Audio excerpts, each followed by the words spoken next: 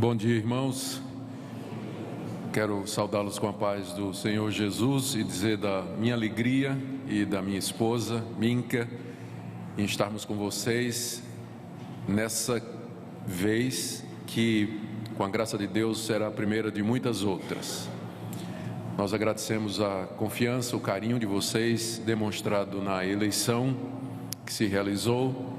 Estamos muito gratos, conscientes de que Deus nos encaminha para cá para servir aos irmãos e desde já cobiçamos as suas orações, pedimos as suas orações para que Deus nos capacite, nos ajude, nos abençoe, para que possamos ser de auxílio aos irmãos. Nosso objetivo, de fato, é ministrar a igreja, pastoreá-los, servi-los e ser instrumento de Deus na vida de cada um de vocês. Muita coisa pode ser feita, deve ser feita. A igreja tem um potencial extraordinário.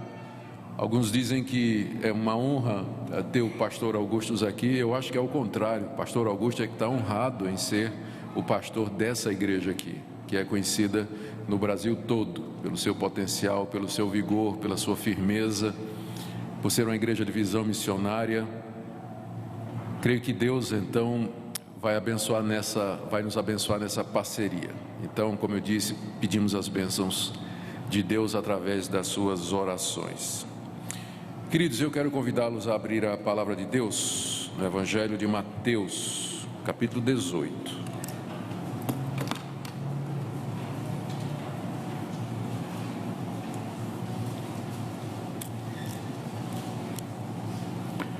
Mateus capítulo 18.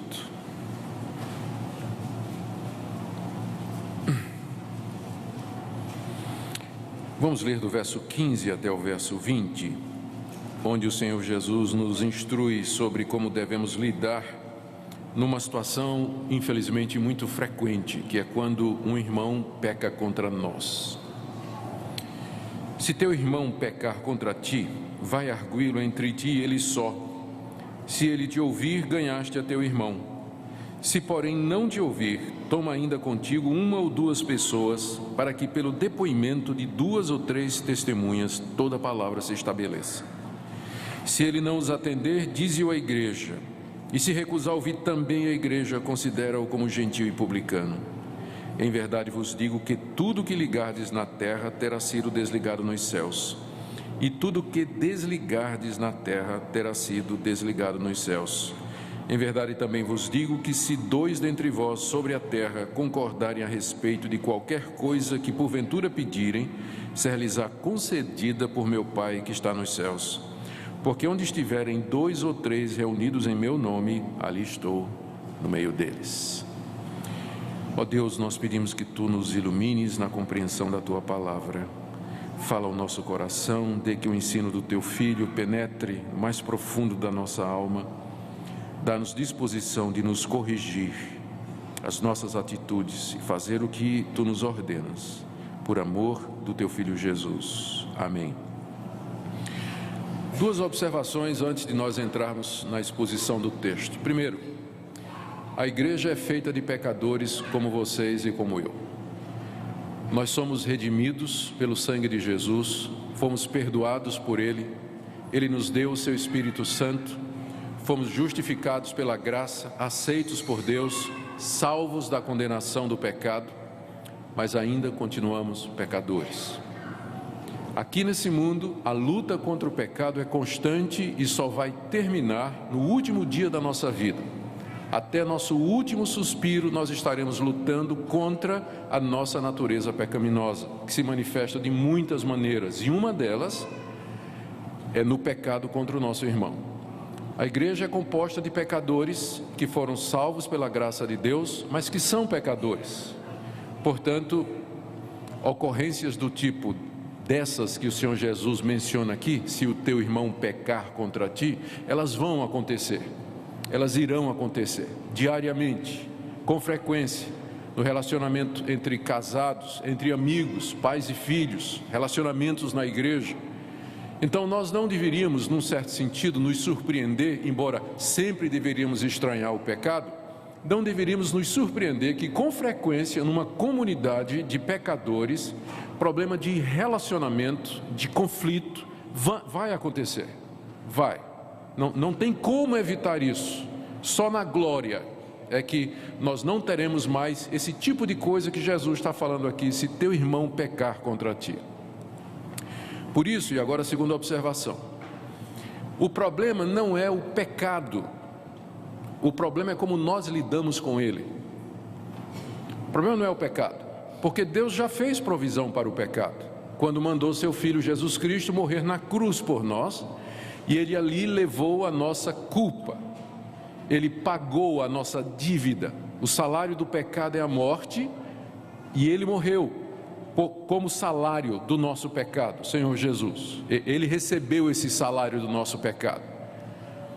Portanto, pecado não é problema em si. Não estou diminuindo a seriedade do pecado. Pecado é pecado e deve ser levado a sério sempre, mas o problema não é o pecado. O problema é o pecado não tratado, o pecado que não é resolvido.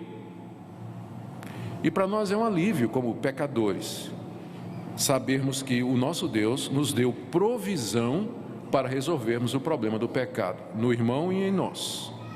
Aqui o Senhor Jesus nos dá uma orientação. Ele estava ministrando aos seus discípulos e orientando os seus discípulos a como lidar com esse caso que acontece inevitavelmente, em que alguém se sente ofendido por outro, e alguém se sente prejudicado, atacado, machucado ou qualquer outro adjetivo parecido por um outro irmão na fé. E o próprio fato de que Jesus traz uma passagem até extensa sobre isso, já mostra que ele sabia que esse tipo de situação ia acontecer. E ele sabia que isso ia acontecer. E ele nos orienta como fazer. Eu estou convencido de que é exatamente a falta de obediência ao que Jesus nos diz aqui que traz confusão na igreja. Porque se nós fizéssemos o que Jesus está dizendo aqui, nós não teríamos fofoca, nós não teríamos disse-me-disse, nós não teríamos gente aborrecida e falando dos outros pelas costas, porque se resolveria talvez já na primeira instância que Jesus está dizendo aqui. Nós vamos ver aqui quais são os passos que Ele nos dá para resolvermos essa questão de quando alguém peca contra mim, o encorajamento que Ele nos dá, são 2 encorajamentos, e no final a razão pela qual nós devemos proceder dessa maneira.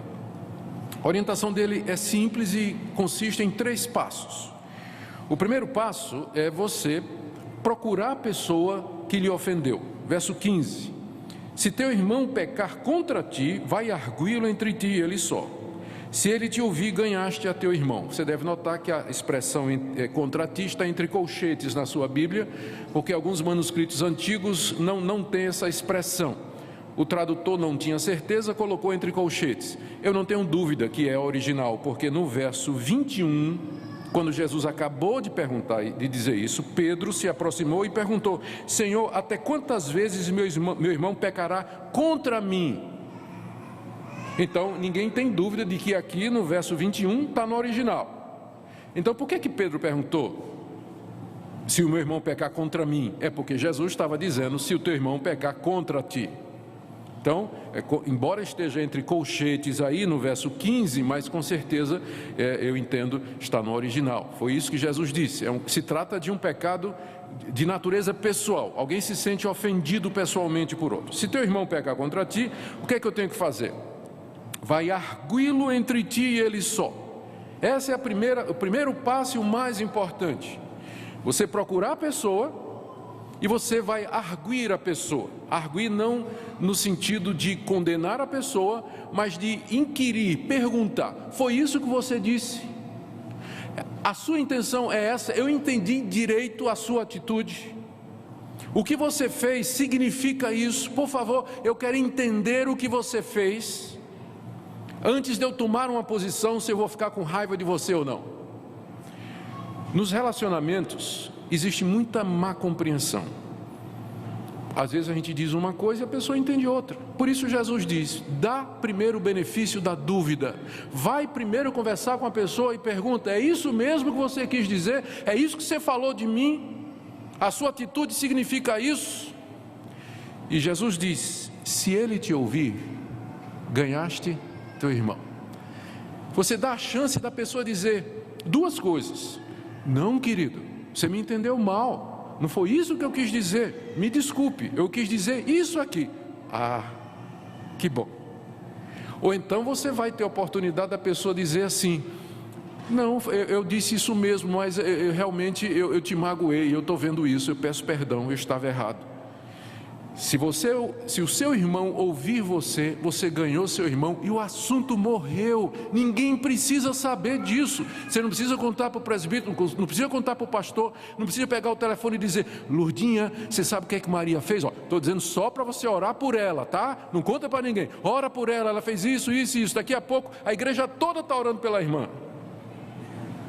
A gente pega, não é isso? Vamos orar por fulano, por isso, por isso. Não. A gente pode resolver muito problema na primeira instância. Contato pessoal, vai lá. Eu sei que para brasileiro isso é difícil. O brasileiro fica com medo de confronto, eu sei. Eu já morei no exterior, sou casado com uma holandesa. Então eu sei que o brasileiro tem essa tendência, ele tem assim, não é, de chegar olho no olho e dizer assim: querido, me diga, querida, me fale, me explique, é isso que você quis dizer. Vamos resolver isso aqui entre eu e você. Se nós fizéssemos isso que Jesus está mandando, eu creio que nós acabaríamos com fofoca na igreja, maledicência, calúnia, mal entendido, formação de grupos e uma série de coisas, porque matava a serpente no ninho, acabava com o problema no nascedouro, se nós fizéssemos isso. Mas vamos supor que você foi conversar com a pessoa e a pessoa disse: é isso mesmo, eu penso assim mesmo de você e não estou arrependido não, eu disse isso mesmo e continuo dizendo. Está na hora do escândalo? Ainda não está na hora do escândalo. O que é que o Senhor Jesus diz? Se ele não te ouvir, verso 16: toma ainda contigo uma ou duas pessoas, para que pelo depoimento de duas ou três testemunhas toda palavra se estabeleça. Você não desistiu da pessoa. Não é que você está buscando justiça. Você nota que o sentido da orientação de Jesus é você dar uma oportunidade para que aquela pessoa se arrependa. Então agora você vai voltar e você vai trazer um petit comitê. Duas ou três pessoas, pessoas de confiança, pessoas de respeito, de integridade, que possam depois testemunhar e dizer: não, nós somos testemunhas de que tentamos resolver o assunto e fulano realmente endureceu o coração, ele não quer voltar atrás no seu pecado. Então tem uma segunda reunião. A essa altura, eu imagino que ainda não há o conhecimento oficial do pastor, dos presbíteros. Pode até ser que tenha algum pastor ou presbítero envolvido aqui, mas ainda está contido o assunto, ninguém está sabendo, está preso ali entre aquelas duas, três pessoas e os dois que estão em litígio, está preso o assunto. Segunda vez: meu irmão, eu estou voltando aqui com esses dois irmãos aqui, esses três irmãos aqui que você conhece, que você respeita.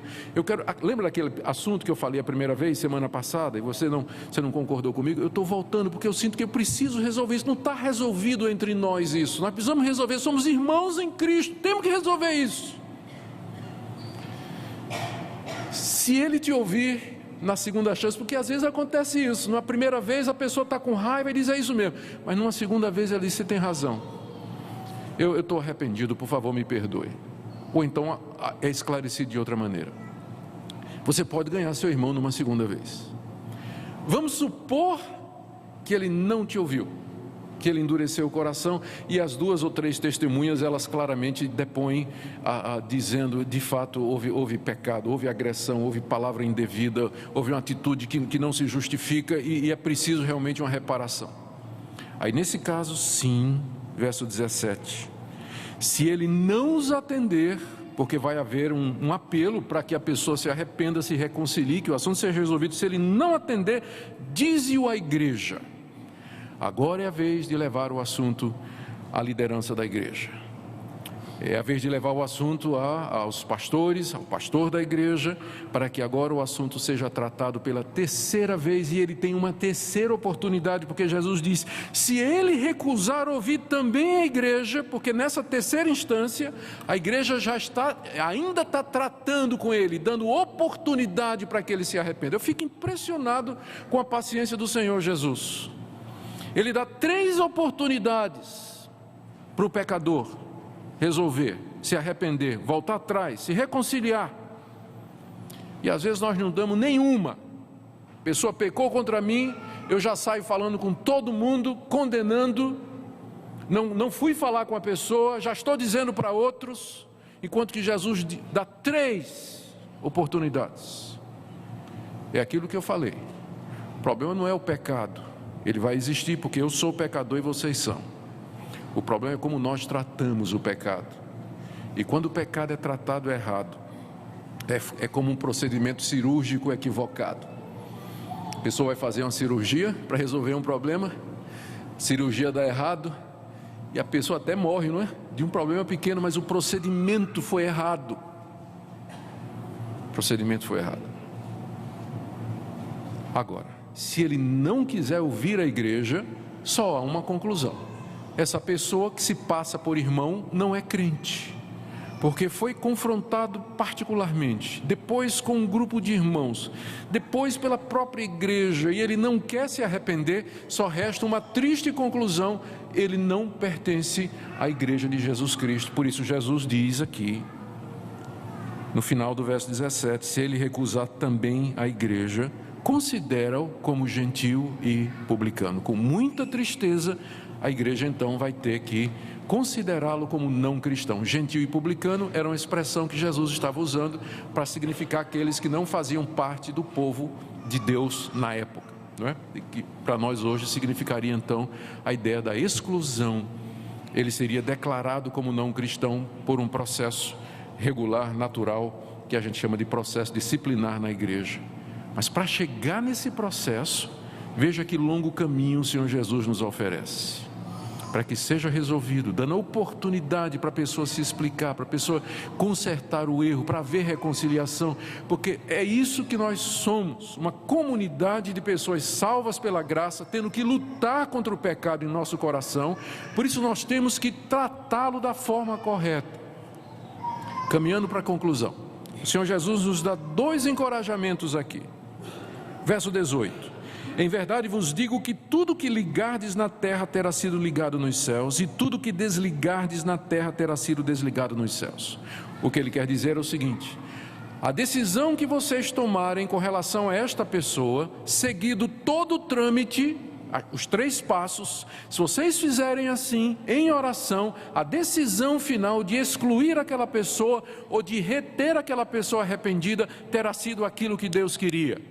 O que você ligar, Deus ligou. O que você desligar, Deus desligou. Está se referindo à igreja, ao final desse processo de 3 partes, uma sequência de 3 etapas. Ele nos encoraja dizendo: eu vou ratificar o que vocês fizerem. Se vocês fizerem corretamente, eu vou ratificar o resultado, eu vou estar com vocês. Segundo encorajamento, verso 19: em verdade também vos digo que se 2 dentre vós sobre a terra concordarem a respeito de qualquer coisa que porventura pedirem, ser-lhes-á concedida por meu Pai que está nos céus. Aqui Jesus não está dando um cheque em branco, dizendo assim: eu assino esse cheque, o que vocês pedirem eu vou dar, como infelizmente esse verso é usado em muitas igrejas, chamada oração de concordância. Se 2 irmãos resolverem que eles querem um carro do ano, Deus então está obrigado por esse versículo a dar um carro do ano, porque 2 irmãos concordam com isso. Essa promessa foi feita no contexto da disciplina, no corrigir o pecado. O que ele quer dizer é o seguinte: se aquelas 2 ou 3 pessoas que estiveram lá, viram a situação toda, ou mesmo as demais que estão envolvidas, elas pedem a Deus dizendo: Senhor, sara, cura, abençoa, resolve. Nós temos a promessa de que Deus vai resolver o problema, não importa quão profundo seja. Ele aqui se compromete conosco, que se nesse processo de tratar o pecado, nós fizermos como ele está dizendo, ele vai atender nossa oração, tipo assim: Senhor, sara nosso relacionamento, Senhor, restaura nossa amizade, restaura esse irmão. Ele se compromete na sua palavra, se fizermos o que ele manda.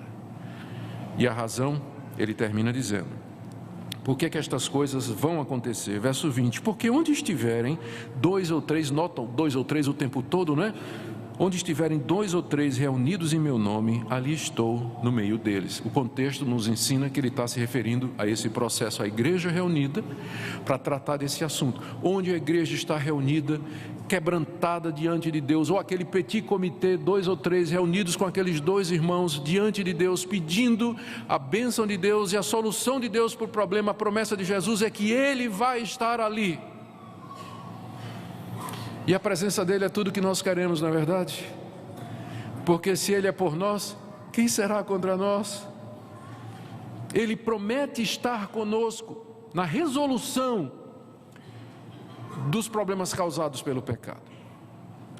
Eu concluo, queridos, com essa palavra aqui.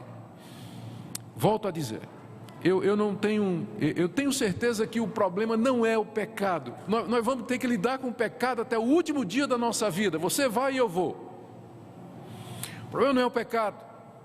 O problema é como nós lidamos com ele. E eu queria que você fizesse uma reflexão agora, na sua vida. Como você tem lidado em situações como essa, com pessoas que pecaram contra você? Gente que passou por você e não cumprimentou. Já aconteceu isso, né? É comum, né? Você passa pela pessoa, a pessoa nem... Esse fulano, né? Que desrespeito, né? Que falta de educação. E aí já vai para o Facebook, né? Aquilo ali, com certeza, né? Tipo assim, como tem gente chata na igreja, né? Vai lá no mural, como tem gente chata na igreja. Mas peraí, você sabe o que aquela pessoa está passando? Né? Às vezes a pessoa está aqui, mas não está. A cabeça dela está nos problemas dela, nas angústias dela. Então a gente não consegue ser afável, carinhoso e comunicativo e alegre o tempo todo. Então, antes de colocar no Face, vá conversar com a pessoa. Como é que você tem lidado com isso? Quando você é contrariado, quando você ouve que alguém disse alguma coisa a seu respeito, ou quando você se sente particularmente ofendido ou confrontado por alguém. Gente, o caminho cristão é você procurar a pessoa, examine sua vida e pergunte honestamente diante de Deus. E eu queria que nessa manhã você tomasse esse compromisso diante de Deus, dizendo: Deus, a partir de hoje, toda vez que eu me sentir ofendido e magoado, eu vou falar com a pessoa, antes de falar com o pastor, com o presbítero, com o meu marido, com a minha esposa, com o meu amigo, minha amiga, qualquer outra pessoa, eu me comprometo diante de Ti, que eu vou fazer o que o Senhor está dizendo. Eu vou procurar aquela pessoa e vou conversar com ela. Estão dispostos a fazer isso? Estamos nós? Eu tenho certeza, irmãos, que se a gente obedecer ao Senhor Jesus, Ele vai fazer o que disse aqui: eu vou estar com vocês. Eu estarei com vocês. Amém? Querido Deus, estamos envergonhados diante de Ti, pelas vezes em que nós espalhamos ou falamos de nossos irmãos, ou espalhamos coisas sobre nossos irmãos sem nunca termos ao menos dado o benefício da dúvida, de procurar a pessoa, inquirir se é verdade, se de fato aconteceu, se foi isso que a pessoa quis dizer. Perdoa-nos, ó Deus, e nós pedimos que Tu derrames o Teu espírito de amor, de arrependimento e de quebrantamento no nosso meio, para que nós possamos, como pecadores miseráveis que somos, no meio da miséria do pecado, agir corretamente pelo Teu Espírito. Perdoa-nos, restaura-nos, pois Tu és o nosso Deus. Em nome de Jesus. Amém.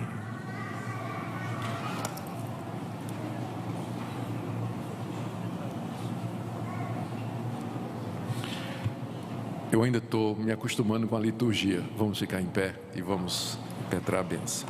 Concluindo,